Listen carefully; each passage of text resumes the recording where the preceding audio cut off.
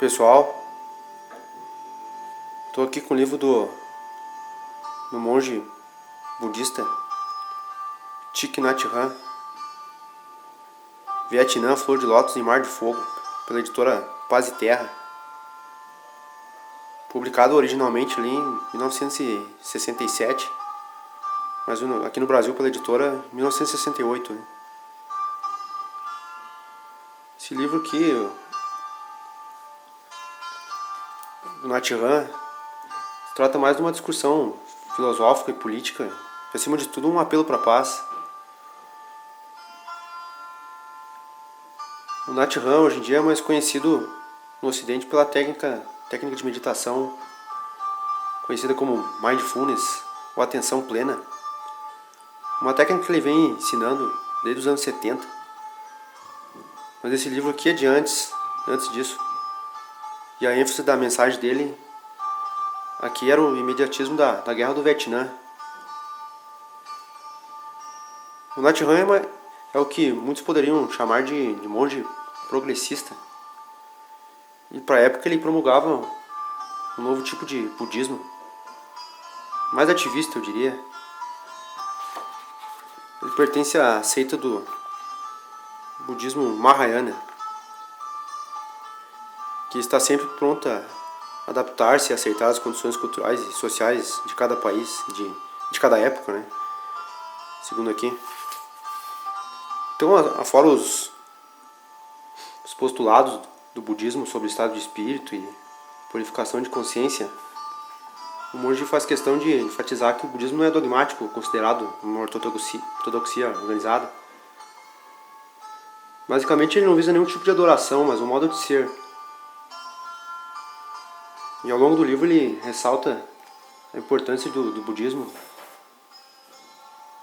com as doutrinas do taoísmo e o confucionismo, e afirma que essa facilidade de adaptação do budismo é a prova de sua tolerância e falta de dogmatismo.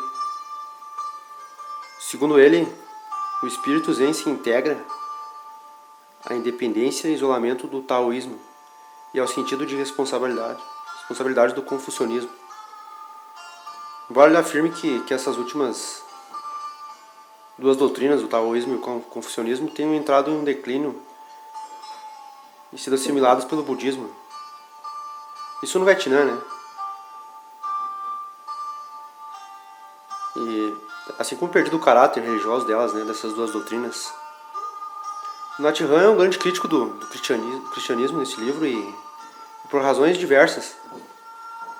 Entre elas o fato de que o catolicismo romano é geralmente considerado uma fé estrangeira introduzida pelos ocidentais e que ao longo da sua história no Vietnã tinha estado intimamente associada aos exploradores brancos, os mercadores e a classe dirigente. Ele cita que muitos missionários ocidentais ofenderam as religiões tradicionais no Vietnã e ressalta que qualquer um que se deu o trabalho de ler os sermões pregados ali pelos missionários compreenderá o porquê da oposição da população ao catolicismo romano. Como aqui cita aqui no Catolicismo em 8 dias, que foi feito pelo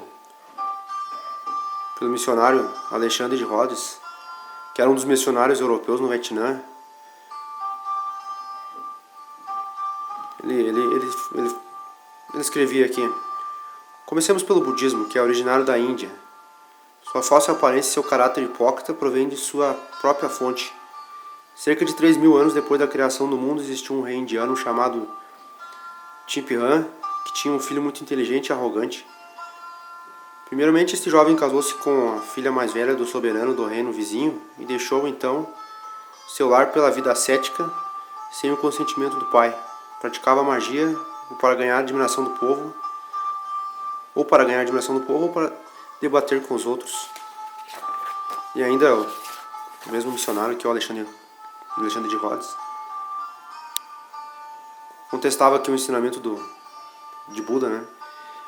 Do mesmo modo que fazemos tombar cada galho e cada folha de uma grande árvore velha e perigosa, quando a abatemos, depois que derrotarmos este mentiroso, sinistro que é Sakya, Buda, todas as lendas sobre os ídolos que criou desmoronarão por si mesmo.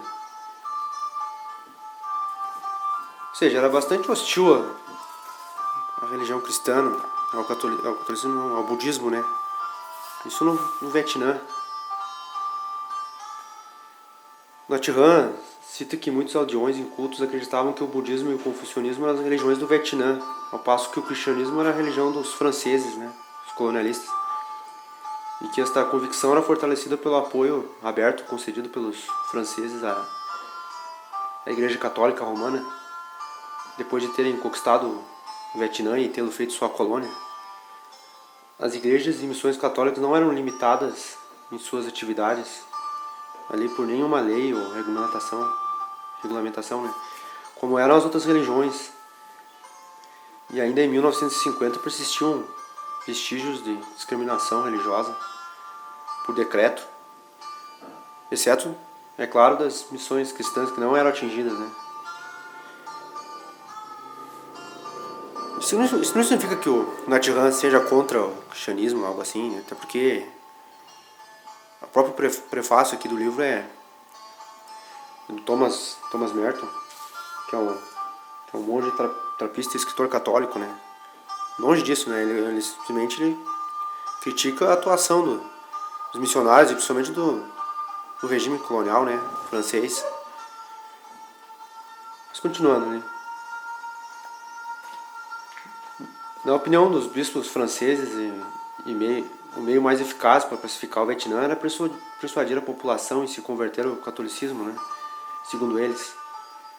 Isso com a divulgação da Bíblia e do idioma francês. Eles achavam que em menos de 20 anos e sem precisar coagir ninguém, o Vietnã se tornar cristão e parte integrante da França, né? E foi assim durante a ocupação colonial e mesmo durante toda a guerra. Pode-se acreditar que muitos dos nativos que abraçavam a religião cristã e a fizeram visando os interesses pessoais e não devido a qualquer convicção e fé profunda, né? Claro que não obstante, haviam sim muitos católicos honestos e patriotas, isso nas palavras do Nhat Hanh, né? E muitos não prestavam apoio aos franceses, mas os franceses acabaram por segregar de vez os católicos no Vietnã ao reagrupá-los perto das cidades, ao mesmo tempo em que eles queimavam os pagodes dos budistas e matavam um grande número de inocentes nas aldeias. Muitos líderes do movimento de resistência ali mandavam destruir e incendiar as igrejas católicas em represália, né? O que fez que muitos católicos se opusessem ao movimento de resistência. O Nhat Hanh afirma que muitos monges participavam da resistência contra a ocupação colonial e às vezes eram capturados e interrogados quando não deportados, né? Aqui, falando que a igreja romana no Vietnã tornou-se uma comunidade distinta, isolada e fechada das outras comunidades da nação. Porque quando um vietnamita se converte, ele não apenas tem de abandonar a religião tradicional e a adoração dos seus ancestrais para aceitar a fé católica, como também tem de renunciar à herança cultural nativa, pelo qual pode afirmar sua identidade de vietnamita, a fim de aceitar um novo modo de pensar, né?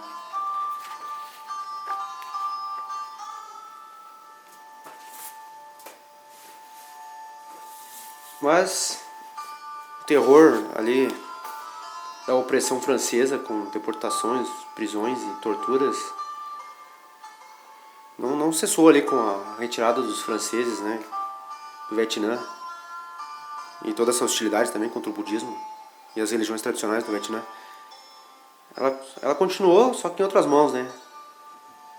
Na época que o monge escreveu esse livro aqui, o presidente Ho Dinh Diem, um católico, criou um estado policial e sufocou qualquer possibilidade de democracia. Nhat Hanh afirmava mais adiante que o renascimento do budismo no sudeste da Ásia coincidia com a luta contra as grandes potências ocidentais pela independência, levado a efeito ali pelas pequenas nações da área, como o Ceilão e a Birmânia. Na época, a oposição budista ao comunismo era muito recente, no máximo de 15 anos. Isso nos anos 60, né? Mas a resistência à dominação imperialista ocidental já vinha de vários séculos. Mas não somente a resistência à dominação ocidental, mas também contra as forças invasoras chinesas e mongóis. O sentimento de independência nacional vietnamita era bastante perseverante, né? Forte. E se passa uma impressão aqui de que o Nhat Hanh tinha certa afinidade com os comunistas, é porque ele tinha mesmo. Tinha na época, né? Como, por exemplo, ele menciona aqui no livro o Ho Chi Minh como um herói nacional, né? E o que era opositor dele no Vietnã do Sul, o Ho Dinh Diem, como um ditador católico. Assim como ele afirma que a China comunista era bastante hábil em reconhecer a importância do budismo. Claro, só não sei se os colegas budistas dele no Tibete concordariam com ele nessa questão, né? Já que a China usou da repressão brutal contra os monges tibetanos e expulsou o Dalai Lama, que vive até hoje no exílio, né? Sem contar também que durante o regime do Khmer Vermelho no Camboja, também foram destruídos inúmeros templos e monastérios, né? O regime comunista ali do Khmer Vermelho.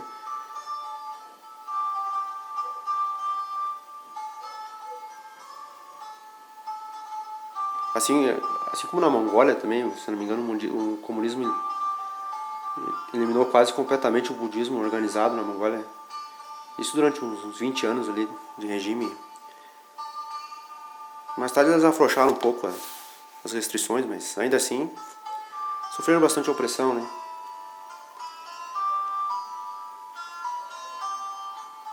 Mas isso, claro, era o pensamento do Nhat Hanh na época, quando ele ainda vivia no Vietnã do Sul e convivia com a repressão do regime associado, né, ao Ocidente.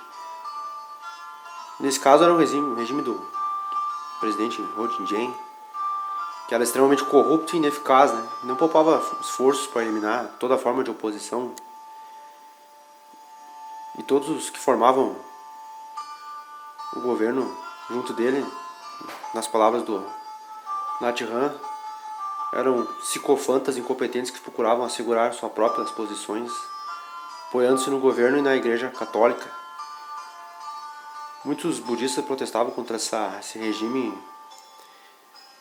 Muitos protestavam, né? E um dos protestos que ficou famoso, alguns atearam fogo no próprio corpo, né?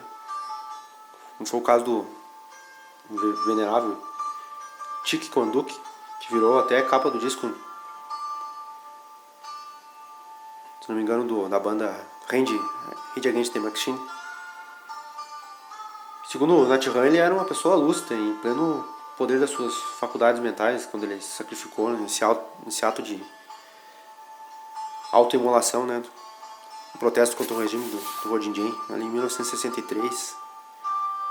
Inclusive ele cita isso, fala isso numa carta que ele enviou pro reverendo Martin Luther King Jr. Ele cita sobre essa autoimolação aqui do Thich Quang Duc nessa carta, o Nhat Hanh, né? E ao mesmo tempo que caiu o regime do Ho Dinh Diem em novembro de 1963, o prestígio do budismo vietnamita chegava no ápice, né? Um dos maiores erros da política externa americana foi a recusa de não realizar eleições gerais em todo o Vietnã para reunificar o país. Isso foi um dos motivos que levou o Vietnã do Norte a uma atitude mais agressiva, né?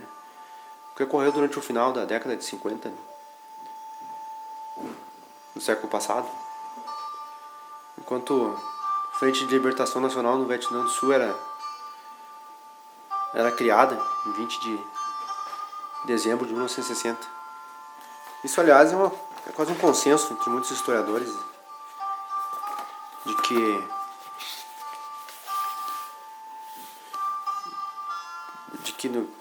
deveria ser realizado, deveria ter sido feito as eleições gerais. Isso até a historiadora Barbara Tuchman e o escritor mais conservador, o Paul Johnson, sendo ela um pouco mais à esquerda e ele um pouco mais à direita, no pensamento político, né? Ambos concordam que deveria ter sido feita ali uma eleição geral no Vietnã. Teria evitado tanto derramamento de sangue, né? Provavelmente quem teria sido eleito ali teria sido o Ho Chi Minh. Mas teria evitado toda essa tragédia que aconteceu no Vietnã. A Frente de Libertação Nacional no Vietnã do Sul ali foi criada ali no início dos anos 60, uma tentativa de reunir todas as forças, né, de oposição contra o presidente Diem, que integrava muitos patriotas e elementos não comunistas. E uniu-se aos comunistas porque eles concordavam que deviam opor-se ao governo do Diem e à política dos americanos, que não estavam no Vietnã a fim de defender a liberdade e a democracia, segundo Nhat Hanh, mas para defender seus próprios interesses, né, nacionais, do assim chamado mundo livre. Interessante que não é muito citado nos livros de história isso a respeito de que muitos patriotas e nacionalistas compunham a Frente de Libertação Nacional. Hoje em dia parece que eram só comunistas, né, que compunham a FLN. Ele cita que os camponeses, quando perguntados, afirmavam que não apoiavam nem a FLN nem o governo do Vietnã do Sul, mas apoiavam aqueles que pudessem pôr um fim à guerra, né, e garantisse a vida deles. E não era por menos, porque as baixas entre os civis aumentavam ali numa escala assustadora quando ele escreveu esse livro. E era estimado na época em que ele escreveu em torno de 500 mil de pessoas. Muitas aldeias ali eram atacadas indiscriminadamente com foguetes e bombas. O resultado era destruição e morte. A maioria dos camponeses não estavam a par da história mundial, das lutas ideológicas, mas só o que viam era um grande poderio de brancos ocidentais matando indiscriminadamente, sendo muitas das vítimas as que tinham lutado contra os franceses colonialistas anteriormente. Na verdade, mesmo que o Nhat Hanh não tente demonstrar um apoio deliberado a qualquer um dos lados dessa guerra, ele não deixava de fazer vista grossa ao terror que a Frente de Libertação, os comunistas do Viet Minh pregavam, né, no campo. Mas ele meio que justificava isso, alegando que a maioria dos expurgos da FLN eram chefes da aldeia, né. Isso geralmente era acompanhado de uma espécie de julgamento, no qual a vítima era condenada como um agente opressivo do governo sul-vietnamita, que eram pessoas odiadas pelos aldeões, né. Por isso mesmo as execuções eram aprovadas por eles. A outra crítica do Nhat Hanh ao governo sul-vietnamita eram as chamadas aldeolas estratégicas, que foram criadas para manter o Vietcong à distância.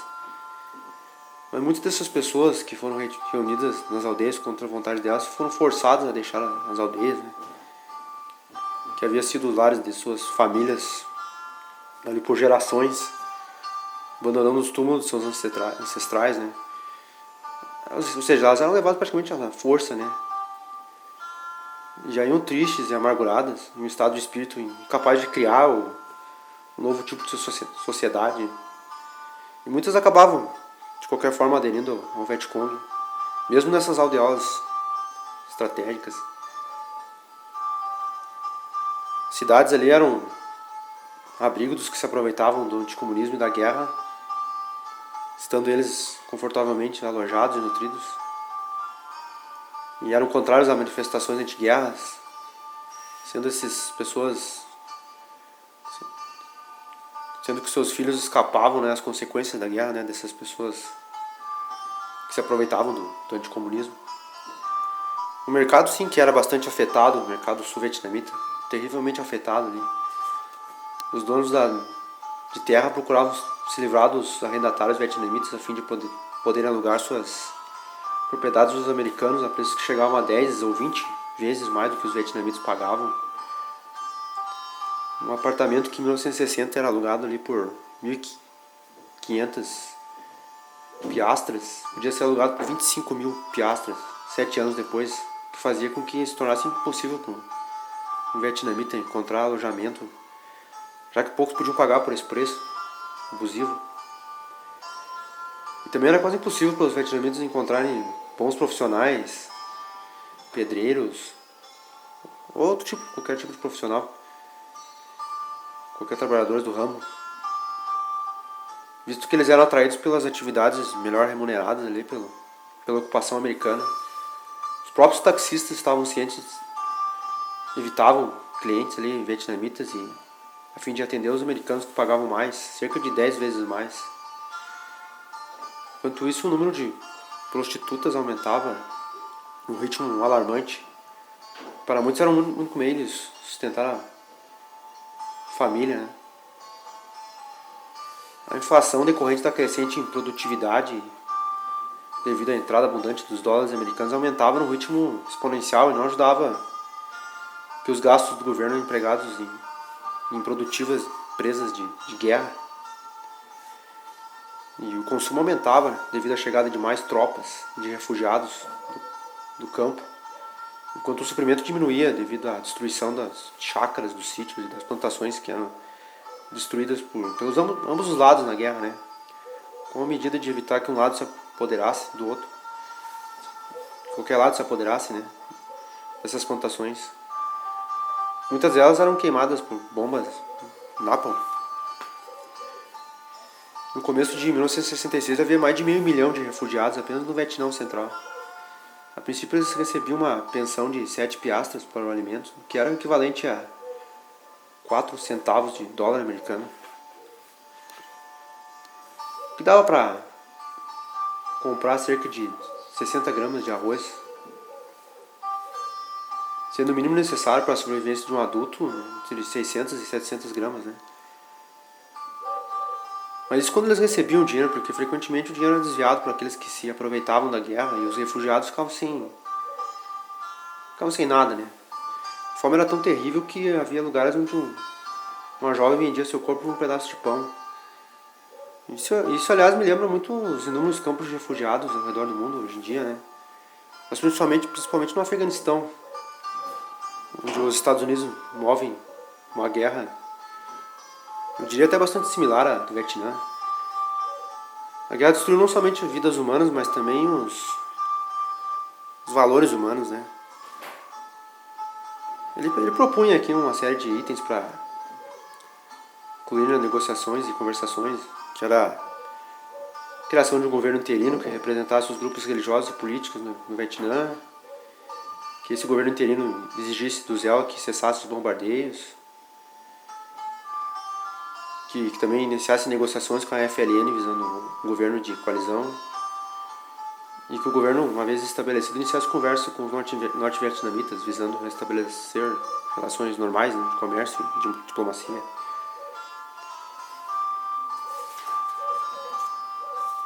E no Vietnã qualquer referência à paz era interpretada como neutralismo, que por sua vez era sinônimo de comunismo, né? Inclusive isso constava no Código Civil do Vietnã. Na página 111 citava aqui que era considerado fora da lei todo indivíduo, partido ou organização que haja por qualquer método para atingir direta ou indiretamente as metas do comunismo ou do neutralismo pró-comunista. Serão considerados neutralistas pró-comunistas aqueles empenhados em ações ou propagação das ideias de neutralismo. Tais atividades podem ser interpretadas como uma ameaça à segurança do Estado. Ou seja, o neutralismo também era considerado como comunismo, né? Interessante que tem aqui no YouTube uma entrevista com o Nhat Hanh, com a Oprah Winfrey. E ele cita que uma das poucas vezes em que ele se sentiu bastante irritado na vida foi quando eles assassinaram, né, o pastor, o reverendo Martin Luther King, que era amigo dele. Inclusive o